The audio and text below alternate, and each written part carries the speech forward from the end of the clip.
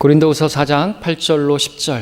우리가 사면에서 고난을 당하여도 괴로워하지 아니하며 당혹스러운 일을 당하여도 절망하지 아니하며 박해를 받아도 버림받지 아니하며 내던져져도 멸망하지 아니하며 항상 주 예수의 죽으심을 몸에 지니고 다님은 예수의 생명이 또한 우리 몸에 나타나게 하려 함이라. 자, 말씀의 제목은 사면에서 고난당할 때가 되겠습니다. 사면에서 고난당할 때.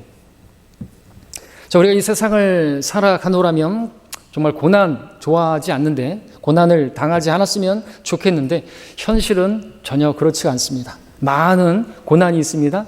많은 고생이 있죠. 욥기에서는 불티가 위로 올라가는 것이 당연한 것처럼 사람은 고생하려고 태어났다라는 말씀이 있습니다. 그래서 우리가 살면서 고난을 피할 수는 없습니다. 아무런 고난이나 고생이나 없는 사람이 없는 것이죠.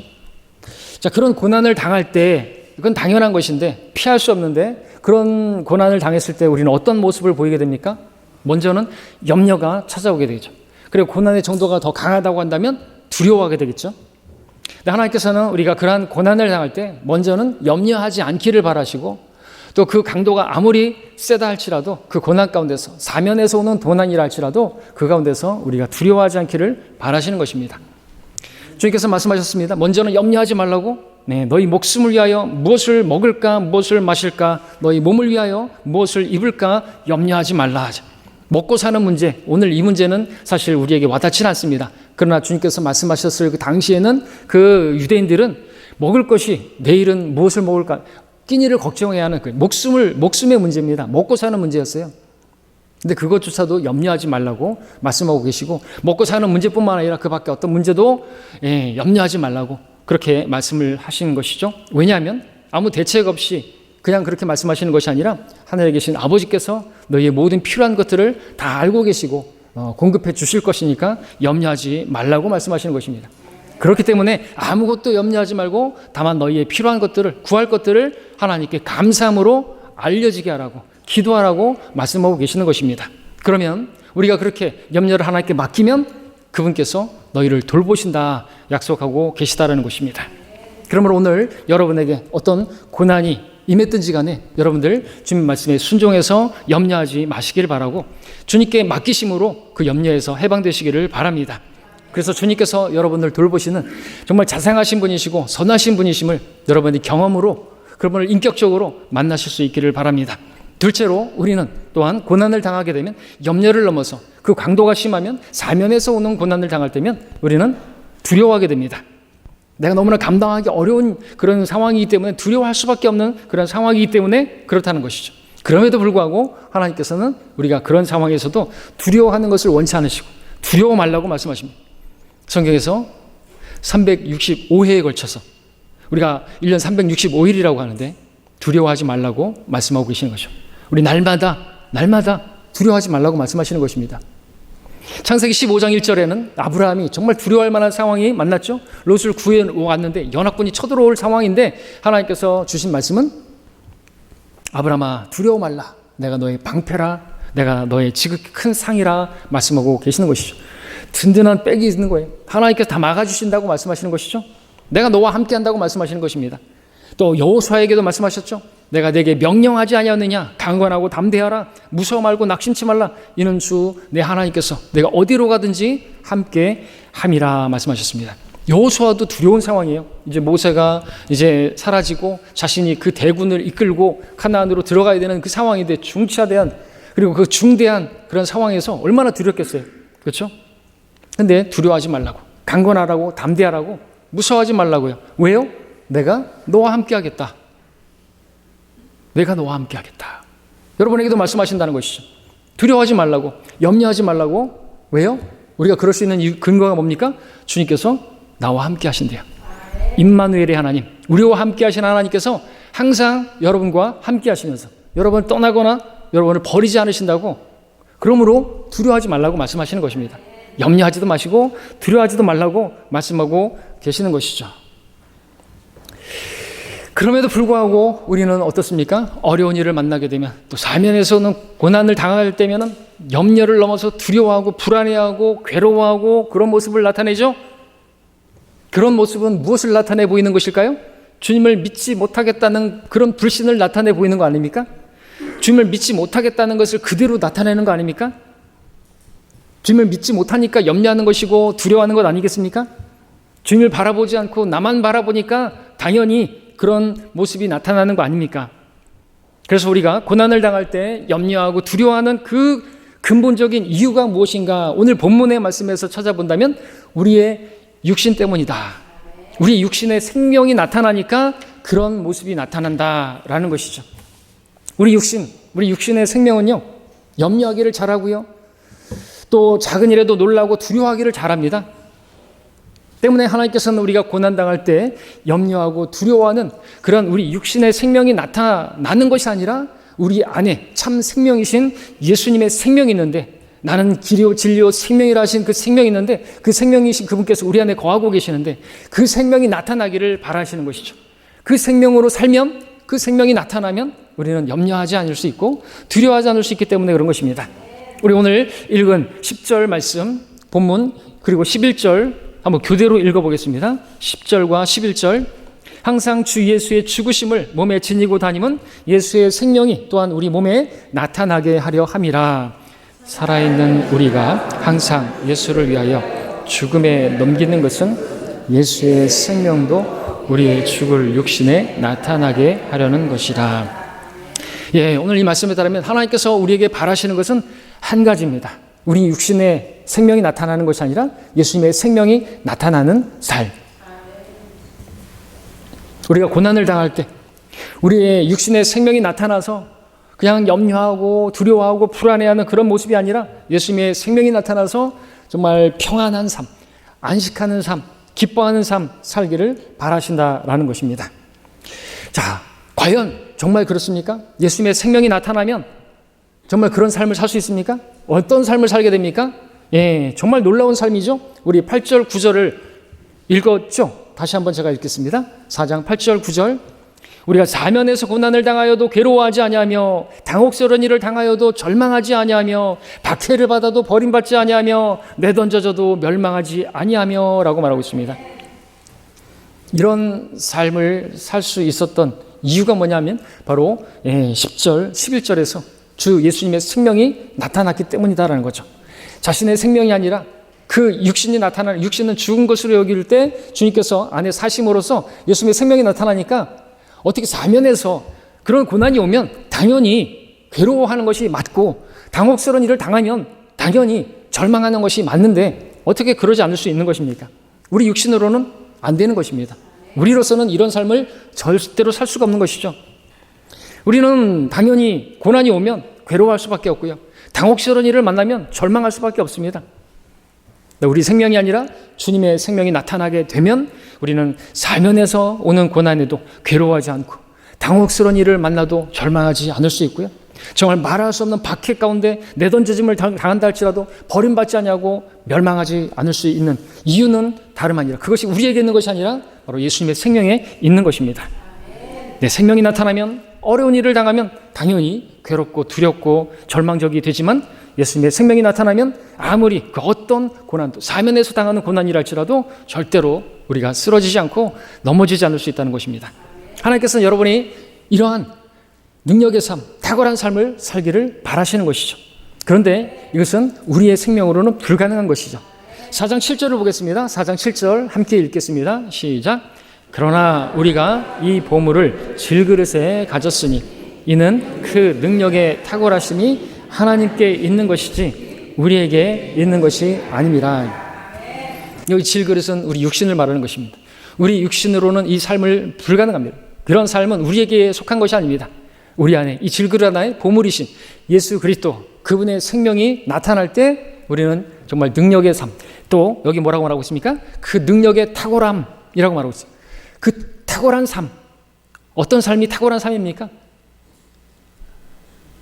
고난 중에도 기뻐할 수 있는, 어떤 상황에서도 즐거워할 수 있고 모든 일에 감사할 수 있는 그 삶 아니겠습니까?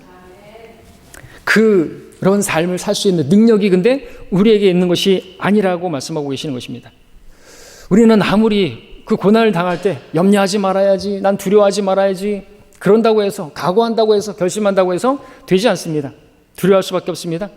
그러나 우리 안에 보물이신 예수님의 생명이 나타난다면 염려하지 않고 두려워하지 않고 우리는 정말로 일반 사람들이 살 수 없는 능력의 탁월한 삶을 살게 되는 것입니다.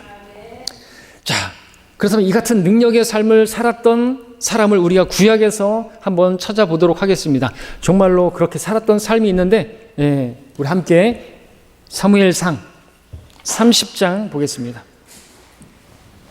우리 교훈을 위해서 기록된, 근데 이 다윗을 보게 되는데 이 다윗도 그 안에 바로 하나님의 영께서 거하셨던 것이죠. 하나님께서 그와 함께 하셨던 것이죠. 하나님의 영께서 그 머리 위에 있는 것이 아니라 그 안에 역사하셨고 그와 항상 어디를 가든지 함께 하셨습니다. 근데 그것을 믿을 수 있어야 되고 그 믿음으로 살 때 탁월한 삶, 정말 능력의 삶, 좌절하지 않는, 절망하지 않는 그런 삶을 살 수가 있는 것이죠. 사무엘상 30장 3절과 4절을 교대로 읽겠습니다. 30장 3절 4절. 그리하여 다윗과 그의 사람들이 그 성읍에 오니 보라, 그 성읍이 불타고 그들의 아내들과 아들들과 딸들이 사로잡혀 갔더라. 그러자 다윗과 그와 함께한 백성이 그들의 목소리를 높여 울었으니 기력이 다할 때까지 울더라. 자, 지금 다윗 만난 상황은요, 정말 사면초가라고 할 수 있습니다. 지금 다윗은 사울 왕에게 쫓기는 상황이죠. 쫓기다가 언제 죽임당할지 모르는 거예요. 다윗이 고백했던 것처럼 삶과 죽음이 정말 한 걸음밖에 안 되는, 정말 생사가 갈림길에 서 있는 그런 상황이었습니다. 그 상황만으로도 괴로운데 그 상황 중에 다윗이 거하고 있던 그 시클락이, 그 성읍이 불타고 아들, 딸들이 사로잡혀 갔습니다. 아말렉의 공격으로 인해서 모든 재산과 집이 다 잃어졌고 사랑하는 아내, 아들, 딸들 포로로 잡혀갔습니다. 그런데 그때 다윗과 함께했던 그 사람들이 그 모든 일에 대한 책임을 다윗에게 넘기면서 다윗을 돌로 쳐서 죽이자고 말하는 것이죠. 자, 6절을 상반절까지만 제가 읽으면 다윗이 심히 불안해하였으니, 이런 상황이니까 당연히 다윗도 육신의 생명이 나타나니까 불안해했던 것이죠. 왜요? 이는 모든 백성이 각자 자기 아들들과 딸들로 인하여 혼이 슬퍼서 다윗을 돌로 치자고 말하였음이라고 했습니다. 다윗은 정말 이 순간 사면에서 고난을 당하고 있는 것이다 라고 말할 수 있죠. 사면에서 말입니다. 한번 이걸 짝을 져볼까요? 1면에서는 사울에게 쫓기는 그런 상황이죠. 2면에서는 거처가 불에 타서 모든 재산을, 집을 잃어버린 상황이죠. 3면에서는 아내와 딸들을 잃어버린 상황이죠. 4면에서는 함께한 그 부하들이 자기를 돌로 치려고 하는 상황이죠. 이건 어디로 도망갈 수도 없고 이러한 고난이 어떻게 이렇게 한꺼번에 당하는 것입니까? 정말로 사면이라고 말할 수 있죠. 또 생각해 보니까 욥도 우리 고난의 인물로 대명사인데 욥도 보니까 사면에서 고난을 당했다고 생각해 볼 수 있는, 그래서 생각이 나서 한번 대입을 해보니까 또 아닌 게 아니라 욥기 1장 10절에 보니까 사탄이 하나님께 도전하죠. 하나님께서 사면에서 장벽을 둘러주심으로써 그래서 복을 주시니까 하나님 앞에 그렇게 경건하게 살고 하나님 그렇게 따르는 거 아닙니까? 라고 도전하니까 그럼 한번 해봐라. 그랬을 때 어떻게 됐습니까? 사면에서 고난이 오지 않았습니까? 먼저는 그 모든 소유를 잃어버리게 만들었고 그 다음에 아들들, 딸들이 다 한꺼번에 죽어버렸고 그 다음에는 자신의 머리부터 발끝까지 그냥 고난, 질병이 와버렸고 그 다음에 자기 그런 가운데서 정말 돕는 자로서 있어야 할 그 아내가 대적자가 돼가지고 이렇게 정말 사면에서 어디로 어떻게 피할 수 있는 방법이 없는 것 같은 그런 고난을 당하지 않았습니까? 사면에서 오는 고난이라고 말하지 않을 수가 없다라는 것이죠. 그런데 그런 고난을 당했을 때 다윗이나 또 욥이 그 가운데서 절망하거나 그 가운데서 당황하거나 괴로워하거나 하지 않고 승리할 수 있었던 비결이 어디 있었던 것입니까? 하나님을 기억했기 때문이죠. 욥 같은 경우에도 주신 분도 주시고 빼앗아 가시는 분도 주시니 그분이 주시니까 주님의 주권으로 그 모든 것을 주님 모든 것을 하실 수 있는 분이라고 고백했던 거 아닙니까?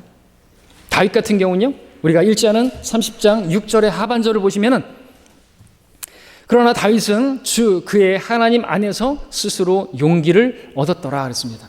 처음에는 두려워할 수 있어요. 잠깐 우리가 요동할 수 있어요. 그러나 크게 흔들리지 않고요. 우리가 잠시 우리 육신의 어떤 가족을 잃어버린다 할지라도 잠시 슬퍼할 수 있어요. 그러나 절망하지 않습니다. 좌절하지 않습니다. 우린 하나님 안에서, 우리가 하나님 주님께서 내 안에 거하시고 내가 주님 안에 거한다고 한다면 우리는 거기서 일어날 수 있죠. 용기를 얻을 수 있는 것입니다. 그런 용기를 얻을 수 있어야 믿음의 사람이죠.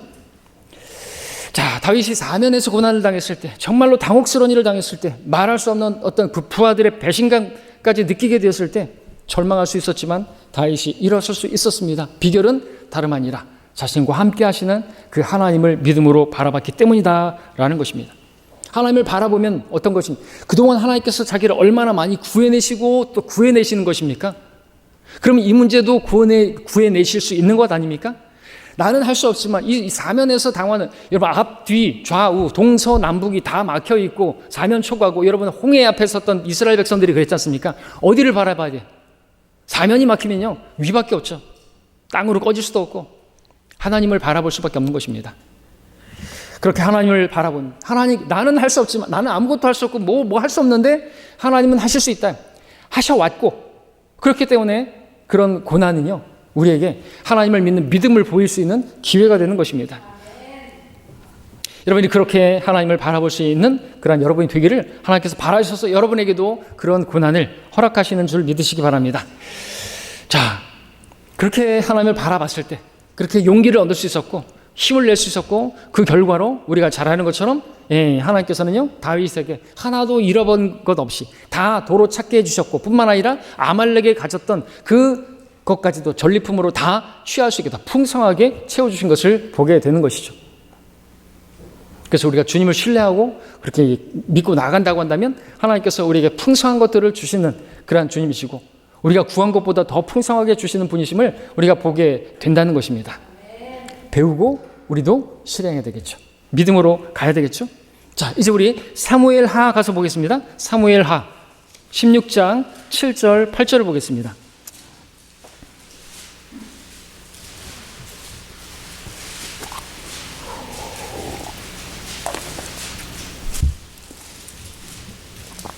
사무엘하 16장 7절 8절 교대로 읽겠는데요. 지금 이 상황은요 다윗이 자신의 그 아들 압살롬에게서 배반당해서 왕궁을 피신하는, 도망가는 그런 상황이죠. 정말 어려운 일을 또 다윗이 만난 것인데요.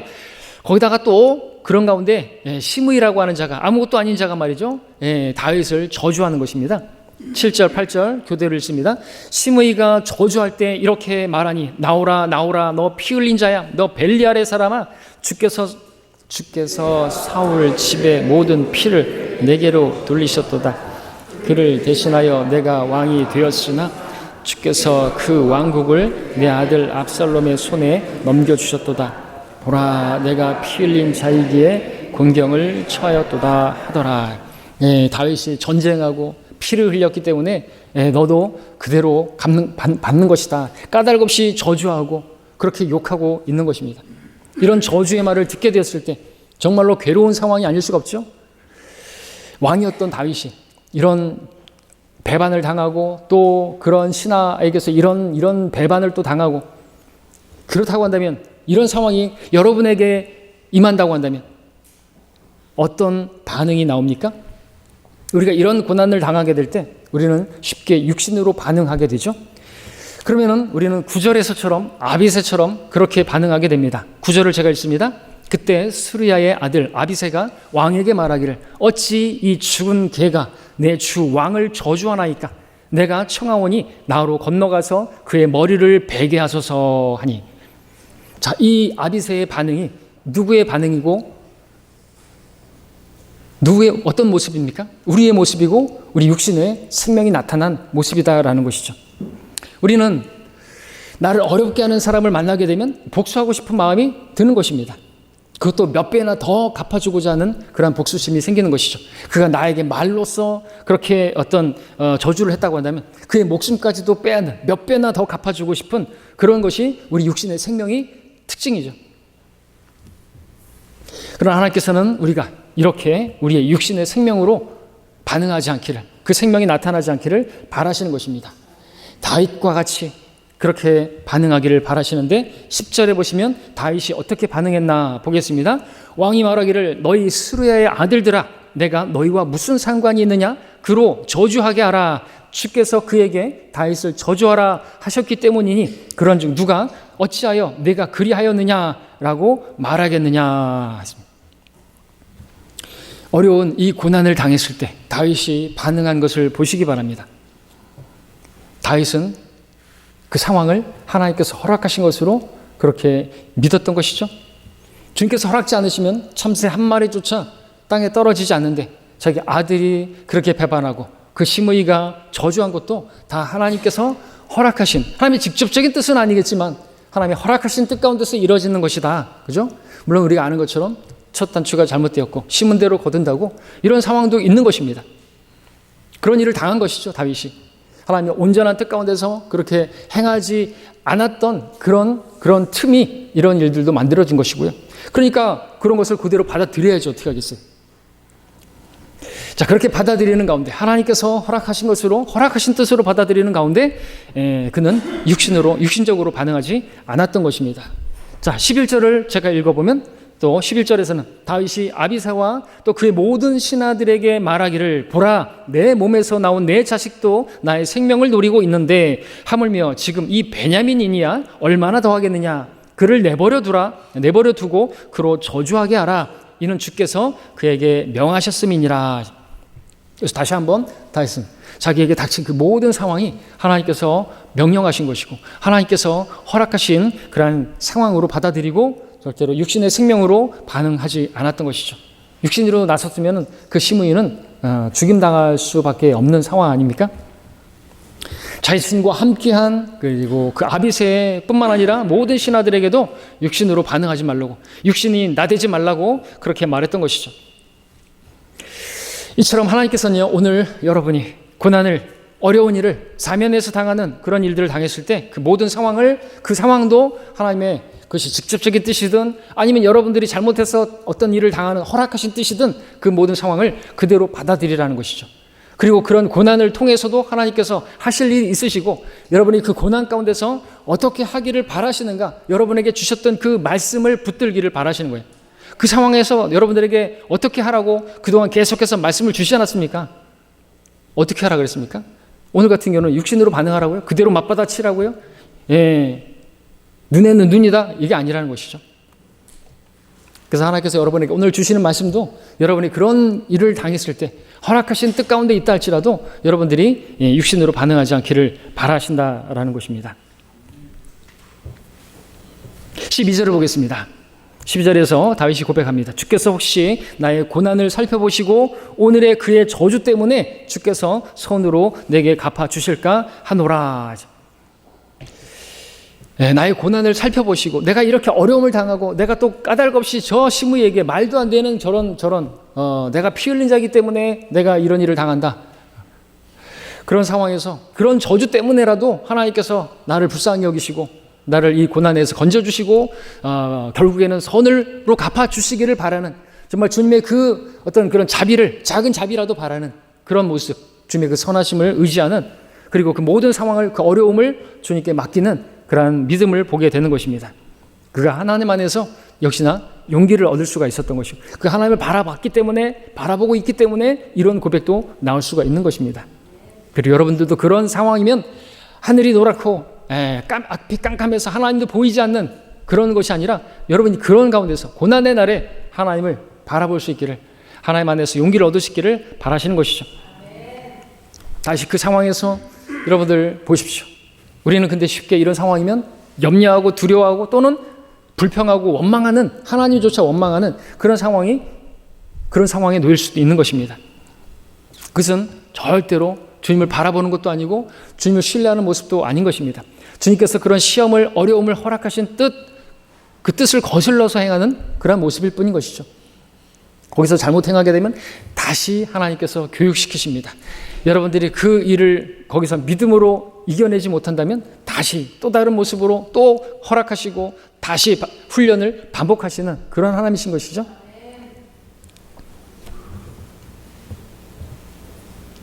자, 그런데 13절을 보시면요. 13절에 보시면 다윗과 그의 사람들이 길을 가는데 시므이가 산 비탈을 따라 그를 향해 가면서 저주하고 그를 향해 돌을 던지며 티끌을 던지더라 그랬습니다. 정말로 힘든 어려운 중에 주님을 신뢰함으로써 육신으로 반응하지 않고 주님께 모든 걸 믿음으로 맡기고 가는데, 근데 자꾸만 다윗의 육신을 자극하는 이 시므이가 계속해서 쫓아오면서 저주하고 돌을 던지고 또는 먼지를 던지고 계속 그렇게 하는 것이죠. 이런 상황에서 계속해서 참고 인내하면서 육신으로 반응하지 않는다는 것이 보통 어려운 일이 아니지 않습니까? 저도 거리 설교하다 보면은 그냥 한두 번 그냥 이렇게 막 조롱하고 조롱하고 그런 것에는 별로 반응하지 않을 수 있어요. 근데 오며 가며 또 왔다가 이 녀석이 아까 왔던 녀석인데 또 와가지고 또 막 할렐루야 그러고 또 막 신천지네 이단이네 그러면서 소리치고 그러면은 저도 어떻게 합니까? 육신이 반응할 때가 있죠. 야, 너 이리 와봐. 그렇게 했던 적이 있었고, 근데 놀랍게도 그렇게 막 저를 조롱하고 했던 그 형제가 교회에 오고, 놀랍지 않습니까? 네, 군대에 있지만. 근데 다윗은 계속해서 그런 상황 가운데서 끝까지 주님을 신뢰하면서 반응하지 않았던 것이죠. 그리고 그렇게 했을 때 그는 승리한 것입니다. 우리가 아는 것처럼 하나님께서 다윗이 그렇게 바랐던 것처럼 모든 일을 손으로 갚아주셨죠.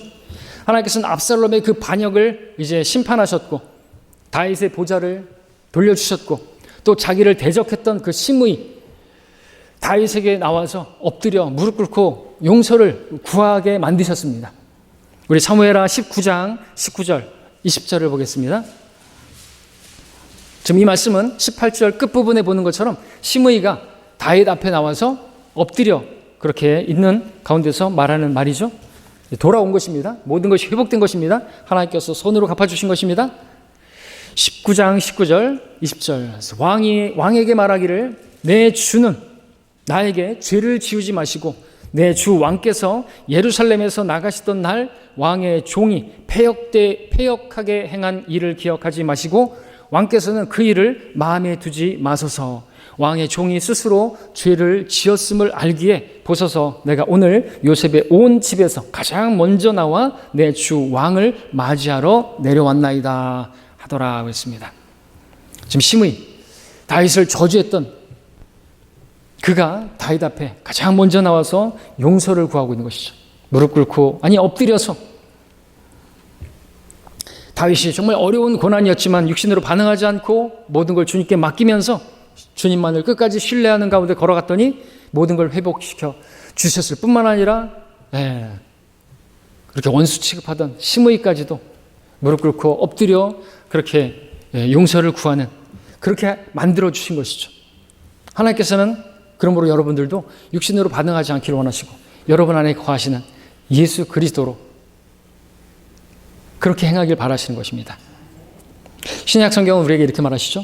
말씀하시죠. 로마서 12장에서 아무에게도 악을 악으로 갚지 말라. 가능한 한 너희 편에서는 모든 사람과 더불어 화목하게 지내라. 너희 스스로 복수하지 말고 진노하심에 맡기라. 원수 갚는 것은 나의 일이니 내가 갚으리라. 네 원수가 줄이거든 먹이고 만일 그가 목마르거든 마실 것을 주라.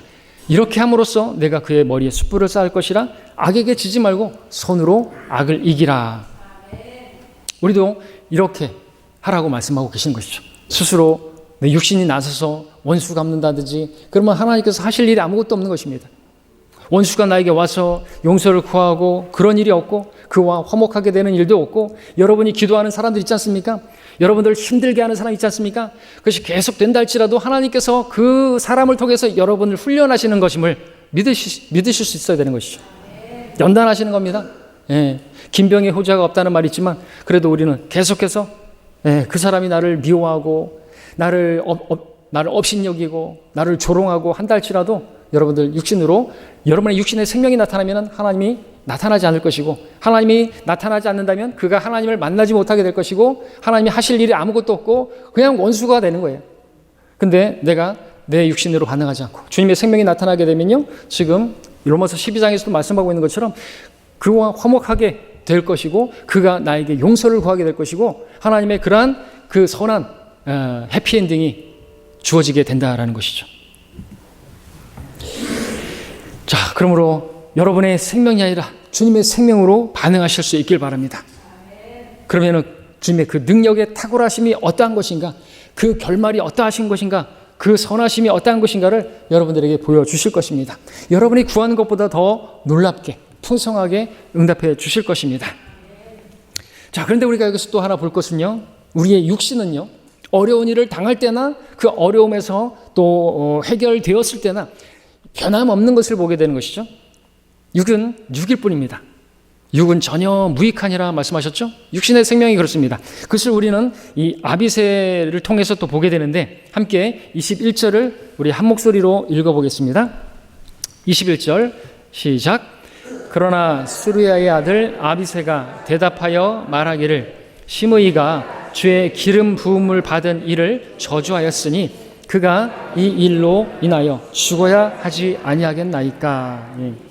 우리는 여기서 다시 한번, 앞전에도 아비새가 육신으로 반응해서 내가 가서 목을 따겠습니다 라고 했던 그 아비새가 여기서도 이제는 그 어려움에서 건짐을 받았는데, 하나님의 은혜로 모든 문제가 해결되었는데 여전히 그 상황에서 육신으로 반응하는 모습을 보게 되는 것입니다.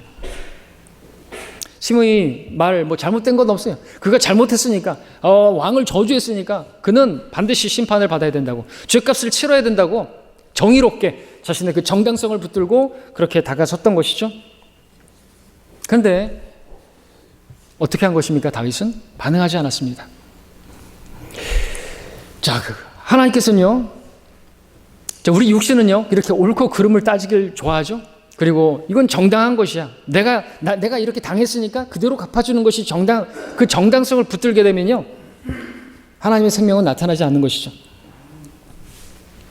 우리 육신은 그렇게 옳고 그름을 따지기 좋아하고 정당한 것을 붙잡기도 하는데, 그러면 하나님께서 우리를 그렇게 대하셨다고 한다면 우리는 어떻게 됐을까요?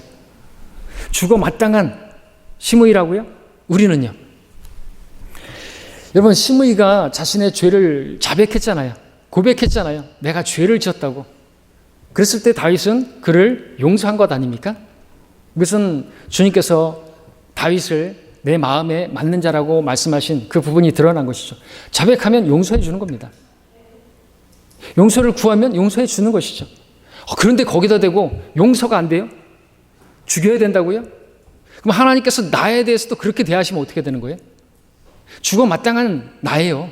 근데 하나님께서 우리가 자백하면 용서해 주시고 죄의 벌로 씻어 주시고, 내가 그렇게 처음에는 내 죄인인 걸 인정하고 하나님 앞에 저를 구원해 달라고 했을 때 하나님께서 안 돼, 넌 안 되겠다, 그러지 않으셨다는 것이죠. 우리를 용서하시고 우리를 사랑해 주시고 우리를 받아주셨다는 것입니다. 그러므로 그러한 사람을 여러분들 어떻게 해야 됩니까? 용서를 구하면 용서해 줘야 되는 것이죠. 그래서 서로 화목하게 지내야 되는 것입니다. 용서가 안 돼요. 그러면은 그건 내 육신으로 나오는 거죠. 용서를 못하는 건 육신입니다. 그러나 주님께서 우리 안에 거하시는 그 영은 용서의 영이에요. 주님께서 십자가에서 어떻게 하셨나요? 그렇게 모욕하고 조롱하고 막 네가 하나님의 아들이거든 어떻게 하라고 막 조롱할 때도 저들이 알지 못합니다, 저들을 용서해달라고 그렇게 기도하지 않습니까? 그 주님께서 우리 안에 그 영으로 거하신다고 한다면 당연히 그렇게 해야 되는 것이죠. 여기서 우리가 무엇을 봅니까? 아비새와 같이 우리 육신의 생명이 어떠한 것을 우리가 볼 수가 있는 것이죠. 이렇게 반응하면 안 되는 것입니다. 그러면 아무것도 이루어지지 않죠. 하나님께서 원하시는 일이 말입니다. 여러분이 옳고 그름을 따지지 마시고, 여러분이 정확하게 계산해서 갚아주겠다 그런 생각하지 마시고, 그것이 육신입니다. 하나님께서는 여러분들이 오늘 육신의 생명으로 그렇게 따지기쟁이가 아니라 사랑으로 여러분이 뜨겁게, 여러분 성도들에 대해서도 여러분의 가족에 대해서도 뜨거운 사랑으로 허다한 죄들을 덮게 되기를 바라시는 것이죠. 그런 놀라운 용서를 받은, 사랑을 받은 우리들이기 때문에 그들을 용서해 줄 수 있고 그들을 또 사랑해 줄 수가 있는 것입니다. 그렇게 하려면 정말로 필요한 게 뭐예요? 우리 육신이 나오면 안 되는 거죠. 육신이 죽어야 됩니다. 아니, 이미 죽은 것으로 믿어야 되는 것입니다. 내가 그리스도와 함께 십자가에 죽었음을, 내 그 육신의 생명이, 내 그 성질이, 내 그 고집이, 용서하지 못하는 그런 마음들이 다 죽었음을 믿어야 된다는 거죠. 그럴 때 그러한 육신의 생명이 아니라 그리스도의 생명이 나타나게 되는 것입니다. 그럴 때 주님의 그 생명이 나타날 때 우리는 할 수 없는 그 능력에 탁월한 그 삶이 나타나게 되는 것입니다. 다시 우리 고린도후서 오늘 본문 4장 11절로 돌아가서 다시 보겠습니다. 고린도후서 4장 11절입니다.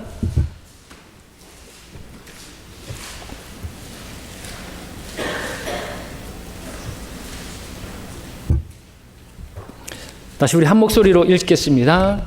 고린도후서 4장 11절 시작. 살아있는 우리가 항상 예수를 위하여 죽음에 넘겨지는 것은 예수의 생명도 우리의 육신을 나타나게 하려는 것이라. 살아있는 우리가 누구를 위해서? 주님을 위해서, 예수님을 위해서 십자가에 나를 육신을 죽음에 넘길 때 예수님의 생명이 우리 죽을 육신에 나타나게 된다라고 말씀하십니다. 그럴 때 정말로 놀라운 탁월한, 나로서는 할 수 없는 그 능력의 그 탁월한 그 생명의 삶을 누리게 된다는 것입니다. 사면에서 고난을 당해도 괴로워하지 않고, 당혹스러운 일을 당해도 절망하지 않고, 어떤 사람도 용서할 수 있고 품을 수 있고 사랑할 수 있는 정말로 탁월한 능력의 삶을 살 수 있게 된다는 것입니다. 하나님께서는 오늘 여러분들이 그와 같은 십자가의 삶, 승리의 삶을 살기를 바라십니다. 여러분의 생명이 아니라 주님의 생명이 나타나는 그런 능력의 탁월한 삶, 일반 세상 사람들이 살아가는 그런 삶이 아니라 놀라운 이런 탁월한 차원이 다른 이런 삶을 살기를 바라신다는 것이죠. 자, 그런 삶은 근데 우리가 다윗을 통해서 봤던 것처럼 오직 하나님을 믿음으로 바라볼 때만이 가능하게 되는 것입니다. 다윗이 정말 어렵고 힘든 일을 당했지만 그 상황에서 하나님을 바라봤을 때 용기를 얻게 되었던 것처럼 주님을 신뢰하는 그 믿음으로 우리가 우리 안에 거하시는 주님을 바라보게 될 때 우리는 용기를 낼 수 있고 일어설 수가 있는 것입니다. 그렇기 때문에 오늘 하나님께서는 저와 여러분이 믿음으로 이것을 고백하기를 바라십니다. 고린도후서 4장 13절입니다. 함께 읽겠습니다. 고린도후서 4장 13절 시작. 똑같은 믿음의 영을 가졌기에 기록된 바 내가 믿었으므로 말하였노라 한 것과 같이 우리도 역시 믿음으로 말하노라. 예, 오늘 여러분도 믿음으로 말하시기를 바랍니다. 어떤 말입니까? 내가 그리스도와 함께 죽었다. 내가 죽어야 할 자리였습니다. 내가 십자가에 달려야 되는 자리였습니다. 주님께서 말씀하시는, 그럼 네가 이제 십자가에 달려라. 내가 너를 위해서 십자가를 졌는데 이제 네가 나를 위해서 살려고 한다면, 내 뜻이 이루어지기를 원한다면 네가 그 십자가에 이제 못 박혀야 된다. 그럼 내가 너 안에서 생명으로 이제 탁월한 그 능력이 어떤 거를 내가 보여주겠노라고 말씀하시는 것이죠. 우리 육신이 우리의 원수입니다. 하나님의 뜻대로 살지 못하게 하는 육신이 십자가에 처리되지 않고서는 주님의 뜻이 이루어지지 않고 주님의 생명이 나타나지 않는 것입니다. 자, 오늘 나를 염려하게 만들고 두려워하게 만들고 괴로워하게 만들고 당황하게 만들고 그러한 육신, 그러한 나의 육신은 죽고 내 안에 생명과 평안과 안식을 주는 그리스도의 생명이 나타내기를 바랍니다. 우리가 어떠한 일을 당할 때도 그리스도의 생명으로 승리하는 삶을 살기를 하나님께서 바라시는 것입니다. 그 능력은 우리에게 있는 것이 아닙니다. 마지막으로 우리 고린도전서 15장 57절 말씀 읽고 마칩니다. 고린도전서 15장 57절입니다. 한 목소리로 읽겠습니다.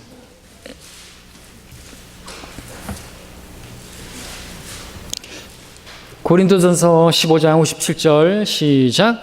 그러나 우리 주 예수 그리스도를 통하여 우리에게 승리를 주시는 하나님께 감사하노니. 그렇습니다. 우리 신앙의 핵심은 그것입니다. 우리는 아닙니다. 그리스도를 통하여, 그리스도로 말미암아, 그리스도로 인하여 우리는 구원도 받았고 또 구원을 받고 계속해서 승리할 수 있고 감사할 수 있는 그러한 일들을 하나님께서 그리스도를 통해서 우리에게 주시는 것이죠. 내 생명이 나타나면 필패할 수밖에 없습니다. 그러나 그리스도께서 나타나시면, 내가 십자가에 죽은 것으로 여긴다면 주님의 생명이 나타나고, 그럴 때 우리는 그 승리한 일을 통해서 하나님께 감사를 돌리고 영광을 돌려드리는 삶을 살 수 있는 것입니다. 정말 기억하십시오. 여러분의 육신의 생명은 죽은 것으로 여기시고 주님의 생명으로 살아서 풍성한 그러한 또 주님께서 주시는 아름다운 그 놀라운 간증들을 풍성히 맺게 되기를 바랍니다. 기도하시겠습니다.